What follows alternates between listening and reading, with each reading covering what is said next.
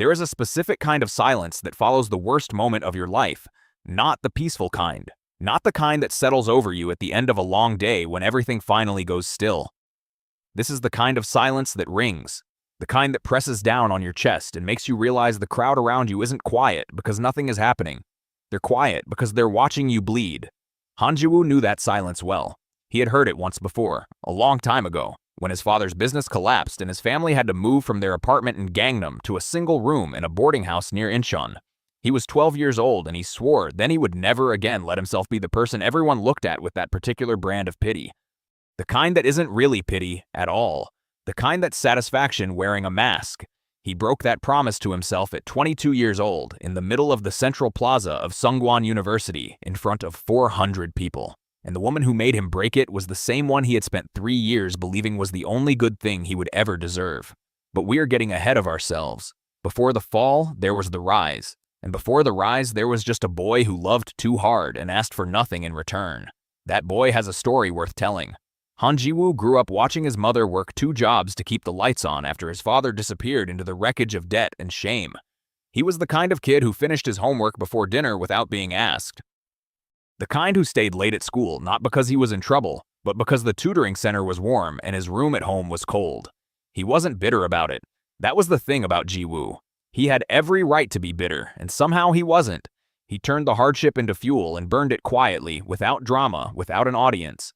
He studied with the intensity of someone who knew that nobody was coming to save him. He tested into Sungwon University on a full academic scholarship. Engineering program. Top 30 applicants out of 4,000. His mother cried when the letter arrived. He took her out for taeokbokki with the money he had saved from 3 months of part-time deliveries and watched her eat with a smile he hadn't seen on her face in years. That was who Han Jiwoo was. Not flashy, not loud, but real in the way that rare things are real, the way genuine things tend to get overlooked until they're gone. He met Seo Yuna during orientation week. She was standing near the information booth on the main lawn, arguing cheerfully with a friend about which dormitory had better cafeteria hours, and she was laughing at something, and her laugh was completely uninhibited and open. Jiwoo, who had always been careful about everything, felt something click loose inside him like a lock that had never been tested before. He didn't approach her that day. He wasn't the type who approached. But the universe occasionally has a sense of irony. They were assigned to the same study group for Introduction to Systems Engineering. By the end of the semester, he knew her favorite instant noodle flavor. The way she always had to write on the right side of the table because she was left-handed and everything smeared if she sat on the left. The fact that she was terrified of elevators but refused to admit it, and that she cried during documentary films about animals but denied it immediately after and pretended she had dust in her eye. He knew all of this because he paid attention the way only people who genuinely care about someone learn to pay attention. He memorized her without trying. She asked him out first. That surprised him. He had been so certain she wouldn't. She leaned over a shared textbook in the library and said very casually, as if she was suggesting they grab coffee, that she had been waiting for him to ask for 3 months, and since he clearly wasn't going to, she was doing it herself. He said yes so quickly that she laughed. That uninhibited, open laugh that had undone him on the first day. They were together for 3 years. And for 3 years, Han Jiwoo was the kind of boyfriend that most people don't believe exist outside of fiction. Not because he was wealthy. He wasn't. He was broke in the way that engineering students on scholarships who send money home every month are broke. But he showed up with a consistency and a fullness of presence that money cannot buy and most people never learn to give. He remembered things. Not just birthdays and anniversaries, which he never forgot, but the small things. The name of her professor who gave her unfair criticism. The novel she mentioned once in passing that she'd been meaning to read. The specific tea she liked when she had a cold, with honey and a slice of ginger, not lemon. On the days she had stressful exams, he left notes in her bag. Not grand declarations, small words. You already know this. You're going to walk out of that room and it'll all feel worth it. Go eat properly after.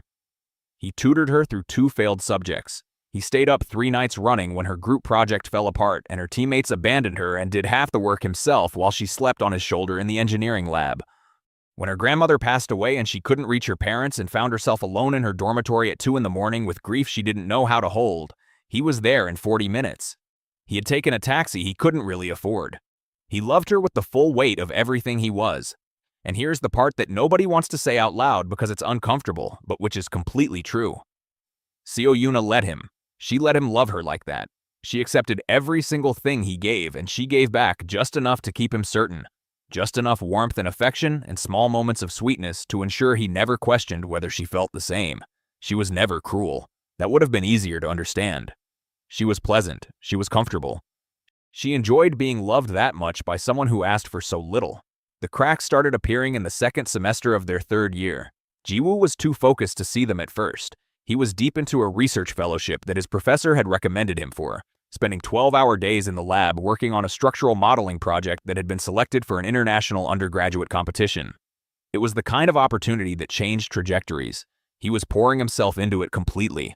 Seo Yuna started spending more time with the students from the business and economics department. There was a group of them, led by a third year named Choi Junho, who came from a family that owned 3 hotel chains and had arrived at university the way some people arrive at everything, already finished, already landed. Junho drove a car that cost more than most people's apartments. He wore watches that people photographed when they thought he wasn't looking. He moved through campus with the particular ease of someone who had never needed to want anything too urgently. Jiwoo met him once, at a joint faculty event, shook his hand, noticed the way Junho looked at him, the way certain men look at other men when they've already decided the comparison is not worth making. Jiwoo didn't think much of it. He was tired from 3 days of running simulations and he had an early lab call in the morning. He should have thought more of it. Yuna stopped answering messages as quickly. When they were together, she seemed distracted in a new way. Not the distracted he recognized from stress or exhaustion, but the distracted of someone whose attention had already traveled somewhere else and was only occasionally visiting. He asked once if she was all right. She said she was fine and changed the subject with a skill that he only later recognized as practiced. He pushed the unease down. He told himself he was being paranoid. He told himself that relationships had phases and they were in a quiet one. That was all. He told himself that 3 years of real love wasn't something that simply evaporated. He had no framework for understanding that some people don't experience love as something to protect. Some people experience it as a season. The morning of the engineering competition presentation was the morning everything ended. It was a Thursday in late autumn, the kind of day when the light is thin and pale and lies about how cold it actually is outside. Jiwoo had been awake since 5 in the morning running final checks. He was nervous in the quiet, controlled way he was nervous about things that mattered. He texted Yuna when he reached the main building, a short message, the kind that asked for nothing and just said he was thinking of her and hoping she had a good day. She read it and didn't respond. He didn't have time to dwell on that. He had a room full of professors and visiting researchers waiting for him to explain 18 weeks of work. He walked in, set up his materials, and delivered the presentation with the kind of clarity that comes from genuine mastery. His professor, a man known for giving almost no positive feedback to anyone, told him afterward that it was the best undergraduate research presentation he had seen in 11 years. An international research firm that had sent 2 observers to the event left a card with the department chair expressing interest in Jiwoo's continued work. He walked out of that building feeling like for the first time in his life, everything he had worked for was beginning to arrange itself into something solid. He pulled out his phone. There were 9 missed messages in the group chat shared between his friend circle. The messages were short, clipped, the kind that people send when they don't know how to deliver something and are hoping someone else will have gotten there first. But no one had gotten there first. Jiwoo was reading them all at the same time. The messages said in fragments that something had happened in the central plaza during the lunch hour, that Seo Yuna had been there, that Choi Junho had been there, that there was a crowd. His friend Park Sung-ho sent the last message. It was just a question. "Where are you?" Jiwoo typed back. "Just finished the presentation. What happened?" Sung-ho's response came after a pause that was 6 seconds long but felt like a year. "Just come to the plaza, now." He walked across campus, not quite understanding what he was walking toward. The plaza was still populated with afternoon students, the kind of loose, unfocused crowd that collects when something significant has just finished happening and people are still in the residue of it, still vibrating at the frequency of the event even though the event itself is over. He saw Yuna first. She was standing near the central fountain with Choi Junho, and she was still wearing the expression of someone who has just done something brave and terrible. Junho had his arm around her in the casual, claiming way of a man who had already won and wanted the winning to be visible. Jiwoo's brain was slow to assemble what he was seeing. Slow in the specific way of someone who has been holding a version of reality that reality has just refused to confirm. Yuna saw him. She didn't flinch. She didn't look away. She held his gaze with something that might have been guilt if it wasn't so composed, and she said, clearly enough to be heard by the people nearest to them, that she had wanted to tell him properly but she was running out of time, that she and Junho had been together for 2 months, and that she thought it was better to end things publicly because she knew Jiwoo, and she knew if she did it privately he would try to talk her out of it.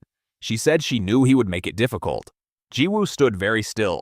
There were students nearby who had stopped moving. He could feel the weight of being watched. The particular attention of people who sense that they are witnessing something they will describe later, that they are the audience for a moment in someone else's life that will live in that person much longer than in theirs. He heard someone near the left of the crowd say something about him. He heard the word pathetic clearly. He heard Junho say something quietly to Yuna that made her look down in a way that might have been embarrassment or might have been amusement, and then Junho looked directly at Jiwoo and said, with a careless confidence that had absolutely nothing to prove and knew it, that Jiwoo shouldn't take it personally, that Yuna deserved better circumstances, that he hoped Jiwoo understood.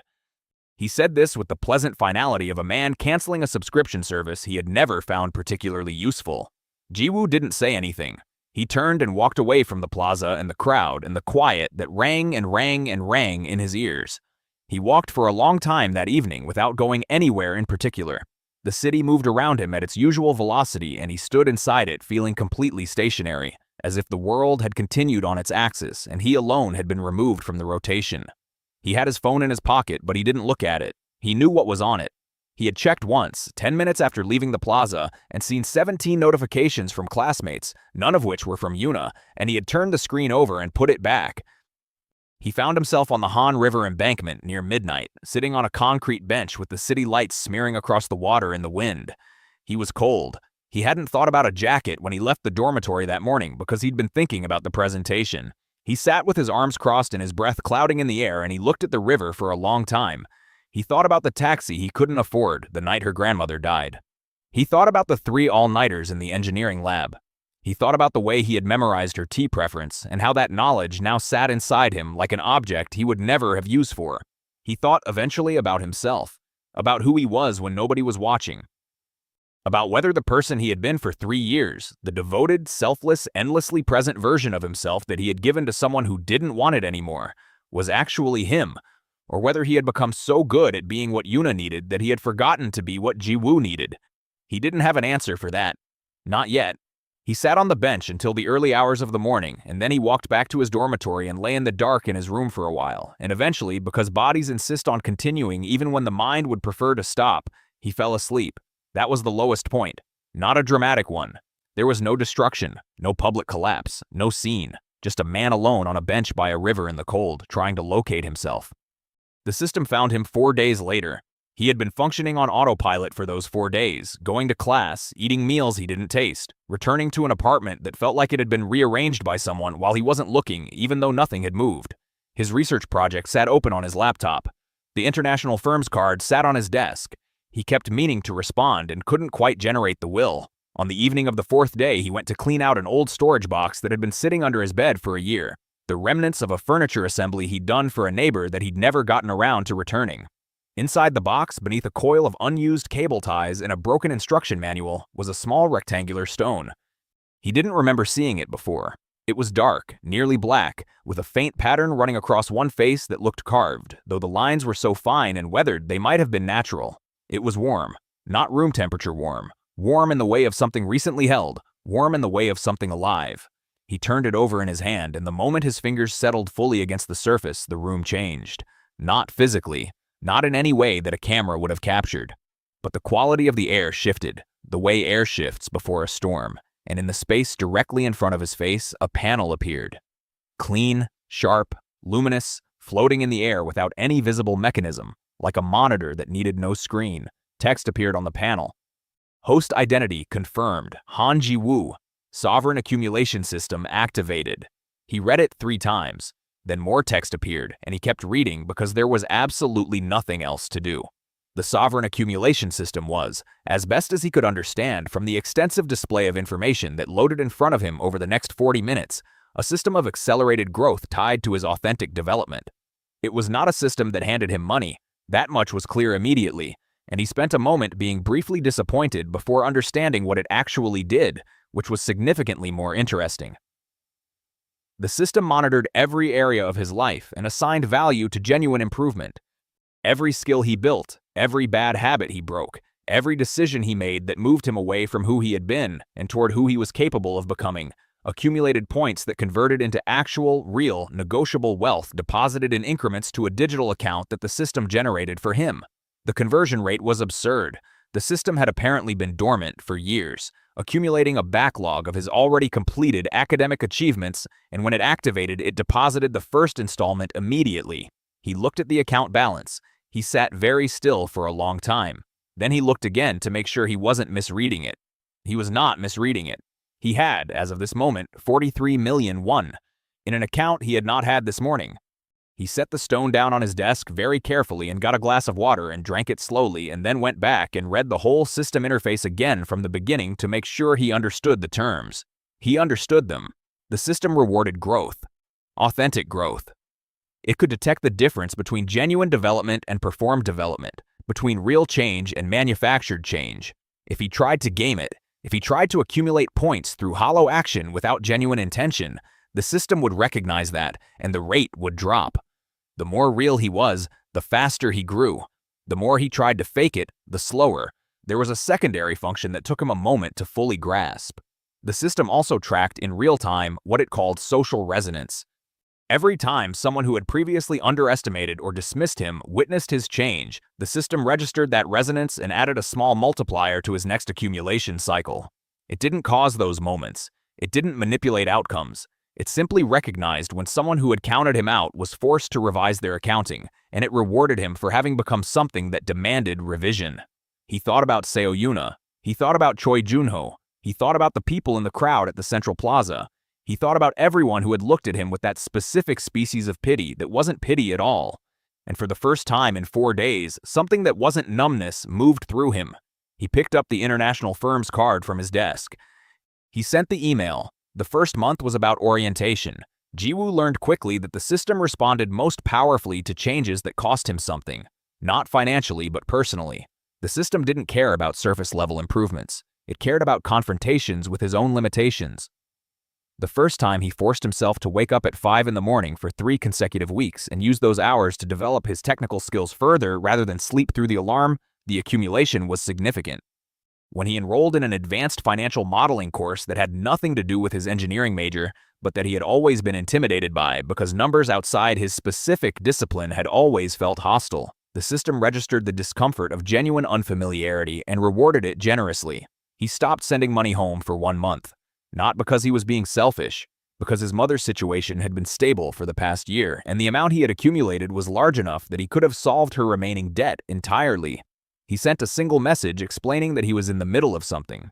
She responded with the kind of maternal patience that doesn't ask questions. He added her debt to his target list and moved on. The firm had responded enthusiastically to his email. They invited him to a preliminary consultation. He attended it in a shirt that had a visible worn patch on the elbow because he hadn't bought new clothes in 18 months and his stipend didn't stretch to casual professional wear.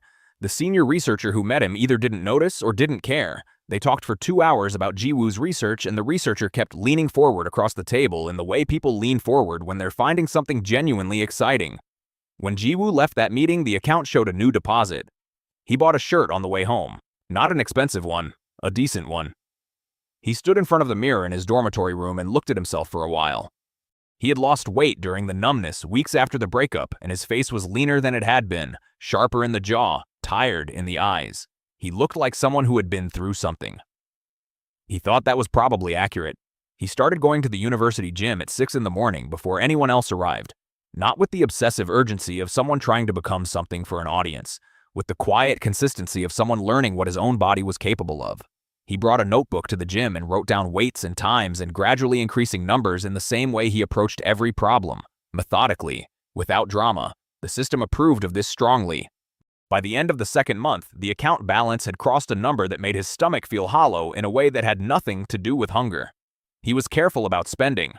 He cleared his mother's debt quietly, without announcement, transferring the funds and texting her a screenshot when it was done. She called him immediately and he could hear her crying, and he sat on the edge of his bed and said it was nothing, he had been saving. She said she knew him too well for that to land. He told her more when things were clearer, and she accepted that and told him to eat properly, which was what she said instead of, "I love you," because she had always been a woman who expressed everything through meals. He wasn't ready to be visible yet. That was the honest truth of it. He had something, but he wasn't ready to wear it. The change was real, but it was still internal, still being shaped, and the version of himself that walked out of the dormitory every morning was still recognizable as the same person, the same Jiwoo who packed his own lunch and took the bus and kept his head down in lecture halls. He wasn't performing humility, he simply wasn't finished yet. He wanted the outside to match the inside when the time came. He wanted it to be complete. The system, as if sensing this, deposited a new accumulation cycle message one morning with a single additional note at the bottom of the notification. It said simply, "Patience compounds faster than urgency." He thought about that for several days.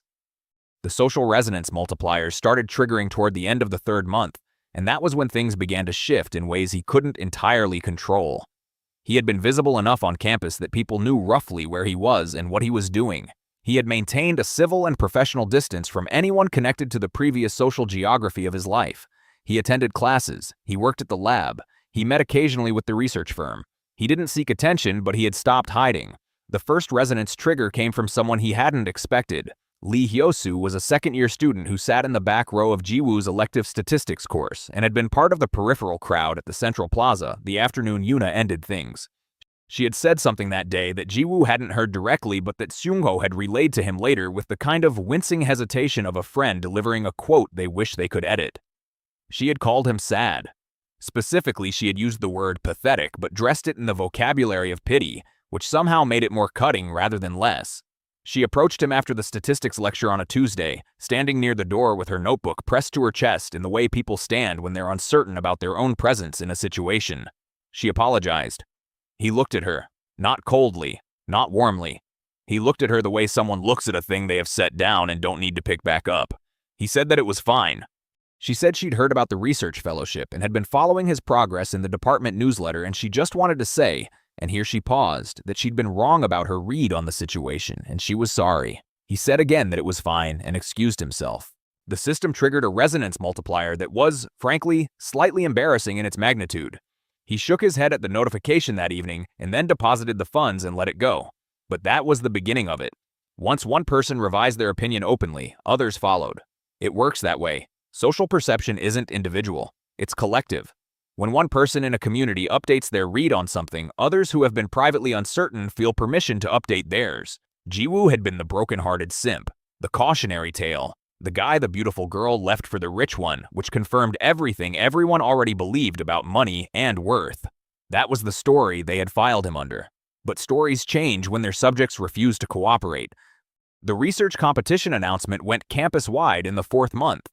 Sungwon University Engineering Department selected as one of 3 Korean universities to compete in the International Structural Innovation Forum in Singapore. Principal Researcher, Undergraduate Division, Han Jiwoo. The notice was on every department bulletin board. It was in the university newsletter. It was on the department's social media accounts with a photograph of Jiwoo that the department photographer had taken after his initial presentation and that caught him in profile, looking at a whiteboard with the particular intensity of someone who is actually thinking rather than performing the act of thinking.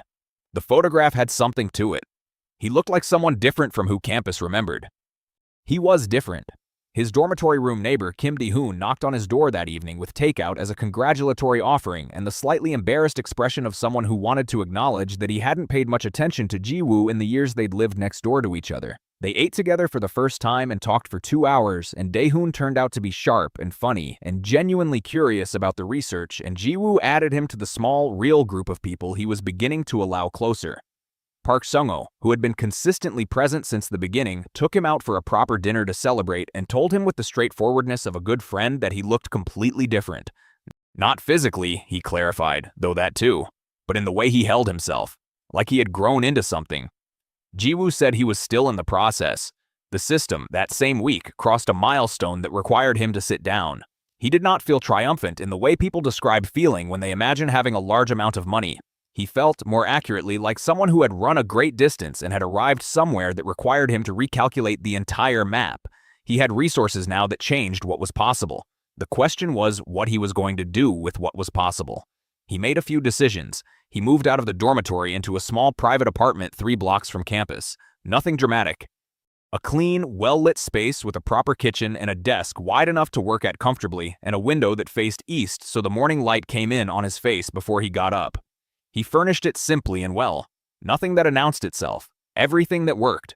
He bought 1 suit, Custom fitted, which was not as expensive as people assumed if you chose the right tailor, and which fit him in the way that only things made specifically for a person's body can fit.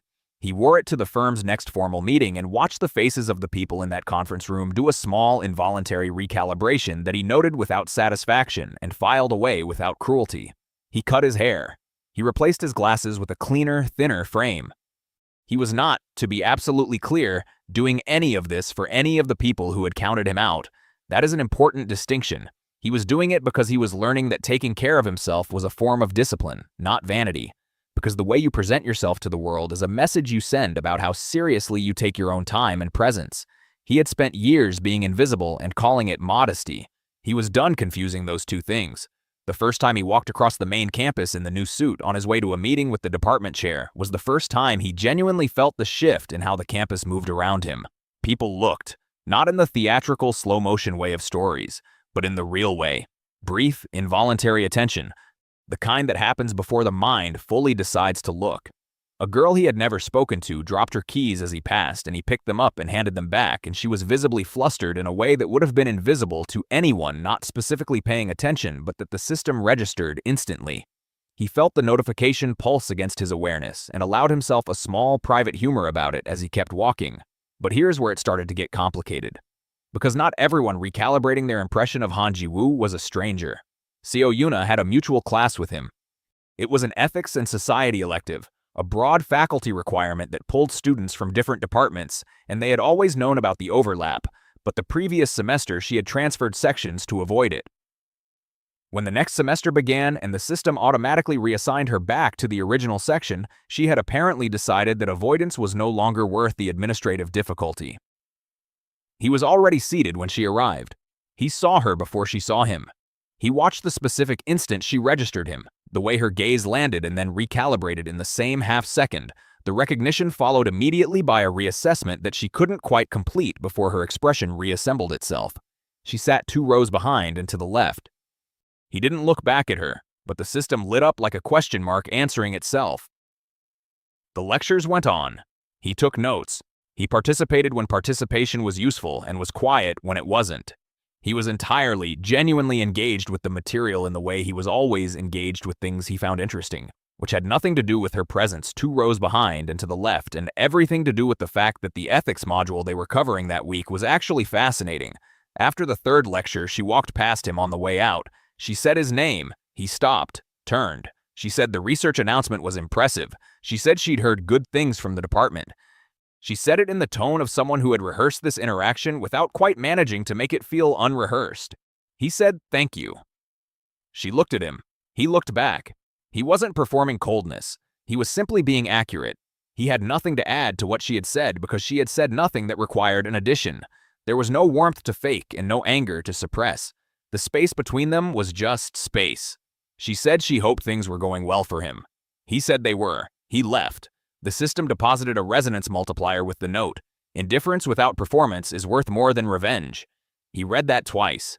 Meanwhile, in the parts of campus that Jiwoo was not occupying, Choi Junho's universe had its own private weather. Junho was the kind of person who performed confidence so thoroughly and for so long that he had largely forgotten it was a performance. He had grown up in an environment where wealth was the baseline, not the achievement, and this meant that his identity had always been structural rather than earned. He knew who he was in relation to his family's name, his family's money, his family's social position. Remove any of those, and there wasn't much independent architecture left. He had taken Seo Yuna because she was beautiful and socially intelligent, and because taking her from someone else had felt in the moment like demonstrating something important about the natural order of the world. That money was the deciding variable, that the market corrected itself toward value. But Yuna turned out to be more difficult as a girlfriend than she had been as a prize.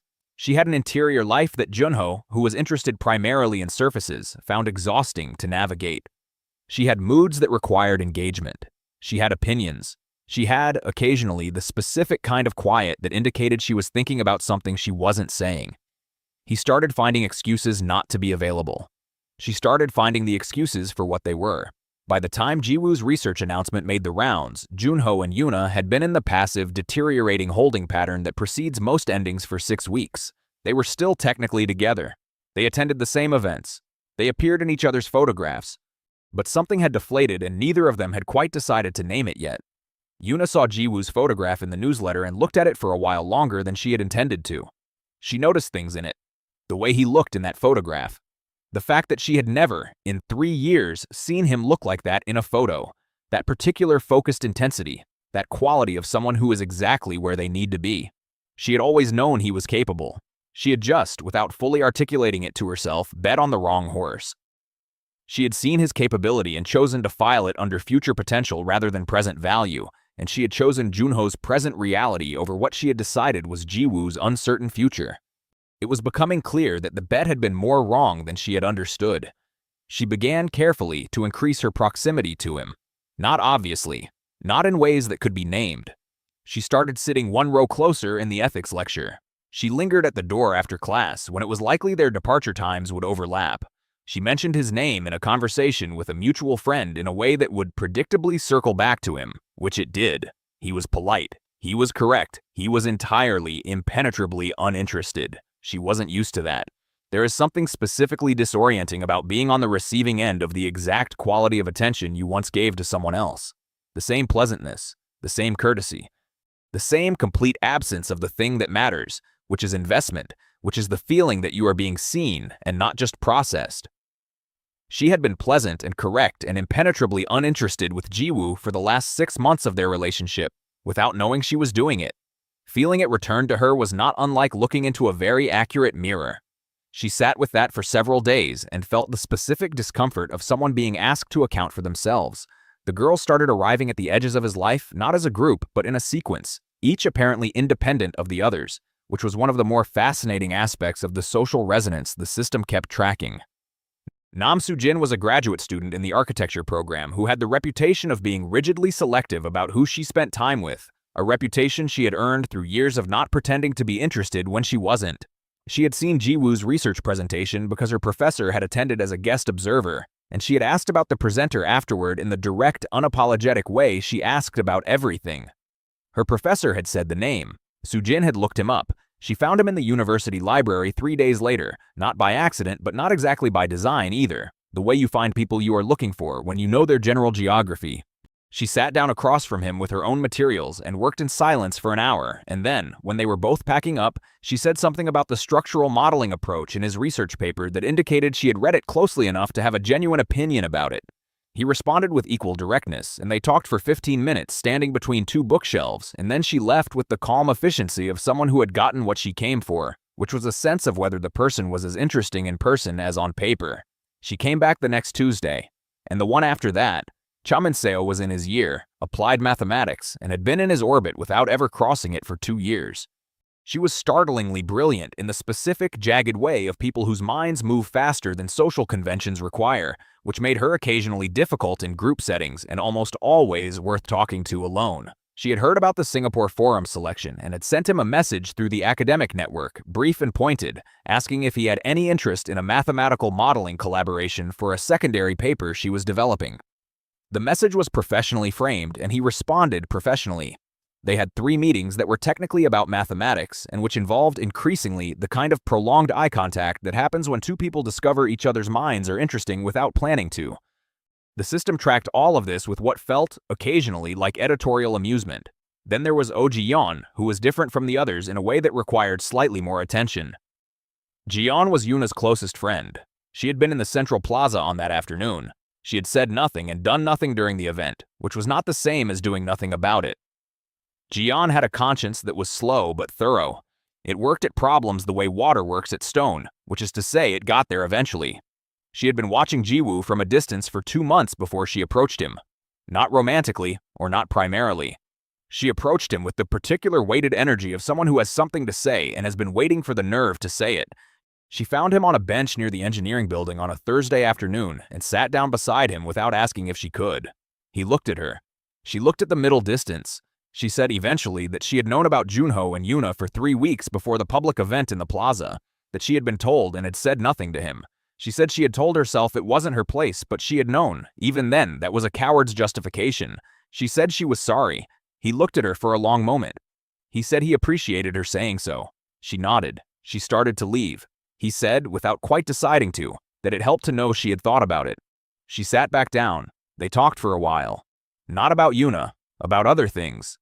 It turned out Jiyeon had been accepted to a competitive study abroad program and was nervous about the funding application, and it turned out Jiwoo knew the specific scholarship committee she was applying to better than she did. He gave her 3 pieces of advice that were specific, accurate, and useful. She left that bench looking slightly less burdened than when she arrived. The system noted the interaction with a warm efficiency that somehow felt like approval. Junho noticed things changing before he fully understood what was changing. He noticed the photograph in the newsletter because Yuna had the newsletter open on her phone, and he had looked over and seen Jiwoo's face and felt, with the specificity of people who are paying more attention to status than they admit, that the photograph had the quality of someone who had arrived somewhere. He made a comment about it that was designed to be dismissive and landed, from Yuna's expression, somewhere slightly to the left of its intended target. He asked someone in the business faculty to look into the research fellowship and the firm that was involved. What came back was more substantive than he had expected. The International Structural Research Firm was not a minor entity. It had ties to 3 major construction consortiums in East Asia and had a history of taking on promising researchers at the undergraduate stage and funding them through postgraduate work and beyond. The kind of patronage that bypassed conventional paths entirely. Junho felt something he wasn't accustomed to feeling, which was the beginning of a threat recognition response that his lifestyle had rarely required him to develop. He made a decision. He called in a favor with a contact in the University Research Administration and had a quiet conversation about whether certain anomalies in Jiwoo's fellowship application could be reviewed for compliance issues. The kind of review that, if initiated, would freeze the fellowship pending investigation and delay the Singapore Forum participation. The person he called owed him enough to look into it. They looked into it. They reported back that there were no anomalies. The application was impeccable. The academic record behind it was impeccable. The recommendation letters were from researchers of sufficient standing that a compliance review against them would create more administrative problems than it solved. The person on the phone sounded faintly embarrassed in a way that told Junho the review had also ended up on the desk of someone who had made note of who requested it. Junho thanked the contact and hung up and sat in the quiet of his off-campus apartment for a while. He was used to being the person with the longer reach. He was used to the world adjusting around him. He had never particularly developed the instinct for what to do when the world didn't adjust. He decided to address it directly. He came to find Jiwoo at the engineering building on a Monday afternoon. He came with 2 friends who served the specific social function of confirming hierarchy through proximity. He came with the careless ease of someone who had never needed to prepare for a conversation and didn't intend to start. Jiwoo was in the atrium with his research materials, waiting for a meeting with his professor. He saw Junho coming and adjusted nothing about his position or expression. Junho said that they hadn't properly talked since the plaza and that he thought they should clear the air. Jiwoo said that the air seemed clear to him. Junho said, with the particular smile of someone communicating something beneath the surface of what they're saying, that he respected what Jiwoo had accomplished. He said it the way you say something you are using as a preliminary to a real message. He said he hoped Jiwoo understood that success in academia and success in the real world were different conversations. He said his family had interests in the development sector. He said it was a small world among people who operated at certain levels. He was not specifically threatening anything. He was indicating that threat was possible, that he occupied a geography where threat was one of his available instruments. Jiwoo looked at him for a moment. Then he said that he appreciated the observation and wished Junho a productive afternoon. Junho looked at him. There was a fractional pause in his composure. The fractional pause of someone who has deployed a weapon and found that the target didn't register it as a weapon. He left. The 2 friends followed. The system deposited a resonance multiplier that evening that was among the largest since activation. The note attached said only, "Composure under pressure accumulates faster than aggression ever could." Jiwoo ate dinner and went to bed early and slept very well. The Singapore Forum was 3 weeks away when Junho made his second move. This one less subtle. He had a connection in the firm's Korean liaison office, a junior relationship that Junho's family maintained for business corridor reasons. He leveraged it to plant a question with the liaison about whether Jiwoo's research position was the result of merit or institutional favor, specifically whether the Sungwon department chair had been influenced by research funding interests connected to the international firm itself. It was a sophisticated enough insinuation that it was difficult to dismiss out of hand. The liaison forwarded it up. There was a brief period, about 4 days, during which Jiwoo received no communication from the firm and his professor was ominously quiet. He found out what was happening from Dae-hoon, who had a friend in the administration office and whose information was usually reliable. He sat with the knowledge for one evening and felt the old weight of it. the weight of being targeted by someone with more leverage, the weight of the world adjusting itself against him again. He sat with it until the feeling moved through him completely. Then he opened his laptop. He had documentation. He had always been methodical, and the methodical habit had produced over the course of the fellowship a thorough paper trail, meeting notes, email chains, dated research logs, the independent peer review letters his professor had requested at each stage of the project, letters from researchers at institutions with no connection to the firm or to Sungwon. He compiled the documentation into a clear, organized file. He also, separately, did something he hadn't done before. He used a portion of the accumulated funds to retain a legal consultation through a firm that specialized in academic and intellectual property matters. The consultation was brief and decisive. The insinuation Junho had planted had no legal substance, and the firm, once it received the documentation Jiwoo sent through his professor, was satisfied within 48 hours. But the retained legal firm noted, as a secondary observation, that the nature of the insinuation and the channel through which it had been planted indicated a connection to specific Korean business interests. They named the Choi family's development holding company as the originating point of the question. His professor forwarded that observation to the University Research Ethics Board. Junho received a formal inquiry from the university within the week. It was not a catastrophic event. It did not end careers or destroy families, but it was the beginning of something being put on record. And in certain professional environments, especially the ones Junho intended to operate in eventually, the kind of environment where reputation is collateral, having something on record was not nothing. His father's reaction, when informed by the family's legal office, was the specific controlled fury of a man who is angry at the outcome and angrier at the incompetence that produced it. Junho said nothing publicly. He disappeared from the events he usually attended for 2 weeks. He and Yuna's already strained photograph presence dropped entirely during those weeks. Yuna heard about the inquiry before Junho told her. She heard it from Ji-yun, who had heard it from a mutual contact in the Research Ethics Committee, and she sat in her dormitory room processing it with the particular stillness of someone who is watching a version of the world she had constructed rearrange itself without her permission. She had known, on some level, that Junho's confidence was contingent, that it ran on the fuel of things going right, of the world cooperating, of no real resistance appearing. She had seen in him, in their months together, the places where his certainty thinned. She had told herself those places were irrelevant. She had told herself what she always told herself, which was that the circumstances mattered more than the character, and the circumstances of Choi Junho were superior to anyone she was likely to encounter. But she had watched Han Jiwoo handle the same world without the circumstances and arrive somewhere that Junho, with all his circumstances, was now scrambling to maintain. She went to find Jiwoo. She found him at the bench near the engineering building where she had heard he sometimes sat between meetings. He was there. He was reading something on his tablet. He looked up when she approached and waited. She sat down across from him. She said that she had been wrong, not just about the breakup, not just about the method of it, but about all of it. About her read on him, about her read on what mattered, about the decision she had made with the confidence of someone who thought they understood the variables and had understood almost none of them. She said she had been thinking about the person he was in the years they were together, and that she had recognized only now what it had cost him to be that person for her in the way he had been it. She said she missed him. The late afternoon light was coming through the trees at an angle, and somewhere on campus someone was playing music from a phone speaker, and a wind had come up that wasn't cold enough to be uncomfortable but was cool enough to feel deliberate. Jiwoo looked at her. He looked at her the way he had always looked at things that mattered, with full attention, not performing the attention, but actually there. He said that he appreciated everything she'd said. He said it with the same gravity he'd given every important thing in his life. Then he said that he was done, not cruelly, not with the rehearsed coldness of someone who has been practicing this moment. Just clearly, the way you are clear when you are saying something true. He said that what she was describing was something that had happened to a person he had been, and he was genuinely grateful she understood it now, but that person was not available to her anymore. He said it without malice. He said it without pleasure.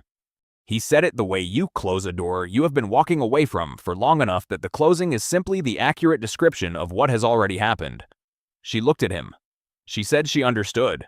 She stood up. She looked at him once more, and there was something in that look that he recognized, not love, or not only that, but the specific quality of seeing something for the first time and knowing you are also seeing it for the last time. She left. The system produced, in the quiet after she had gone, a deposit that crossed a milestone Jiwoo had not expected to reach for another 3 months. The note read, "This is what clarity is worth."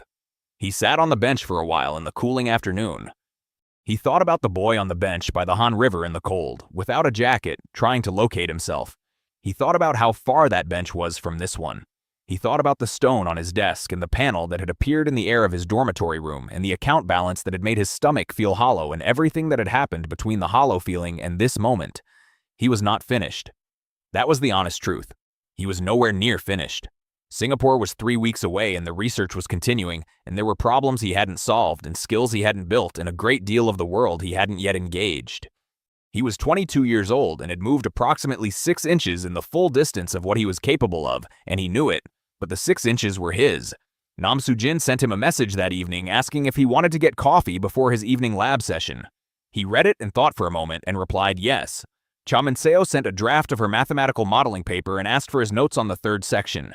He opened it, read the section, and wrote 3 pages of clean, engaged response that she would describe later to a colleague as the best academic feedback she had ever received from someone who wasn't her supervisor. Park Sung-ho texted to say he'd booked a table for the weekend to celebrate the Singapore announcement and that Dae-hoon was coming, and he expected Jiwoo to show up for the entire dinner this time and not leave early because of lab work. Jiwoo replied, "I'll be there." He put his phone down and looked out of the window of his apartment, the one that faced east, and saw the city spread out in the early evening light. His city. Not because he owned it or had conquered it or had beaten anyone else to it, but because it was the city he was going to build something in, real and solid and entirely his own, and the building had already started and was not going to stop. The stone sat on his desk and the system sat in the background of everything, and the account that had begun with 43 million won sat at a number that would have meant nothing to him a year ago and meant something different now. Not power, not security exactly, but possibility. The raw material of futures that he would choose deliberately rather than arrive at by accident. He had been a boy who loved someone completely and learned that complete love given to the wrong person is simply loss in a warm disguise. He had been a man sitting on a cold bench trying to find himself in the dark. He had found something, not what he'd lost, better, the version of himself that loss had made possible. He made tea. He sat at the wide desk and opened his research materials. He got back to work. If you are still with me, you already know what kind of story this is. Not the kind that ends at the moment the hero wins. The kind that ends at the moment the hero decides who he is going to be with the winning. Han Jiwoo left for Singapore 7 weeks after the night on the Han River embankment, in a suit that fit him, with research that was genuinely his, and a name that was beginning to mean something in a world much larger than the one that had written him off. He went alone. He came back changed again, in the way that changes layered on changes change people, not into someone unrecognizable, but into someone more fully themselves. Choi Junho's formal inquiry was resolved with a recommendation for conduct review and a note in his university record. His father settled it quietly, but not without cost, and the relationship between Junho and his father took on the specific temperature of a room where the heating has been turned down and nobody wants to be the first to say they're cold. So Yuna graduated the following spring. She went to work for a mid-size marketing firm in Seoul and was, from what Jiyeon relayed to Jiwoo without his asking, doing well. She was dating someone who she had met through work and who was, Jiyeon said, a decent person. Jiwoo received this information with the quiet warmth of someone who is genuinely glad a chapter closed cleanly for everyone. The system kept running. He kept growing. He kept paying attention. The multipliers kept arriving. And that really is all there is to say. Not because the story ends there. It doesn't. But because the part that matters, the part you came here for, is not the destination. It is the moment a person decides that what they are worth is not determined by who counts them. Han Jiwoo decided that. On a bench by a river, without a jacket, in the cold. Everything after that was just the proof. If this story hit something in you, you already know what to do. Hit that like button, subscribe if you haven't yet, and tell me in the comments what part stayed with you. I will be back with another story very soon. See you then.